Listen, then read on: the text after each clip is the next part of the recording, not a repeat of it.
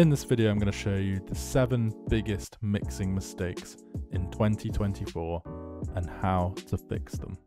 Number 1 is to gain stage everything, or at least do a basic gain staging on it. And if you want me to do a full video on gain staging, let me know in the comments, but I'll just show you a simple way of doing it here.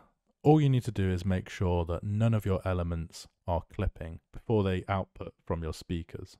And how you can do this on Ableton is literally you can just use these along here and change the volume, or you can add a utility to the start of your channel and then change the gain here.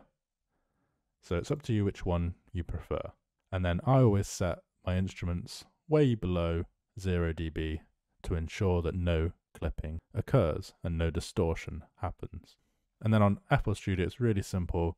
You just use the channel volume knobs along here, and then you can just turn them down like this to the desired volume levels.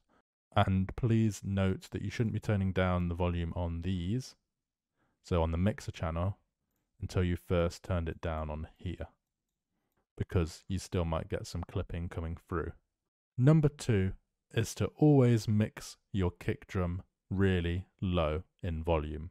So I always mix my kick drum at -15 dB. So you'll see here, it's coming in at -27 on here, but on the drum bus itself, it's coming in at -15-ish. And that's a good ballpark to aim for. And then the kick drum is going to be the loudest element in your track, and then you mix everything slightly quieter than the kick drum, depending on what element it is. Now, number 3 is another really common mistake I see so often in tracks, and it's that the bass is often louder than the drums. Now, the drums are like the driving force in your track, so you need to make sure that they're louder than the bass. And I'll just show you what I mean on the mixer channel here. So you'll see my drum is coming in at -7 around there, my bass is coming in at -13. The drums are always louder. And obviously it depends on the tune, how much you pump the drums louder than the bass. You've got to use your ears as well. Number 4 is to make sure that your effects are always quiet. I see literally in so many tracks, people turning their effects too loud, and it just completely destroys the mix. So always make sure your effects are quiet. So for example, if we played the track from like here, look how quiet my effects are, -37 compared to everything else. So you can see there, it's just in the background doing its own thing. Now, if you want to learn loads more about producing, creating bangers, mix down, mastering, literally everything, I've got a free music production workshop down below. So click that, sign up, and watch it completely free. Number 5 is to try and EQ everything. So what I mean by that, out of all the plugins you use, try and use EQ the most, because it's going to get you that really clean mix. So if we take a look at my drums here, you'll see that everything has EQ on it. So we've got the kick, hats, percussion, they've all got an EQ on it, just making it sound as clean as possible. And this moves nicely into number 6, which is not to overuse plugins.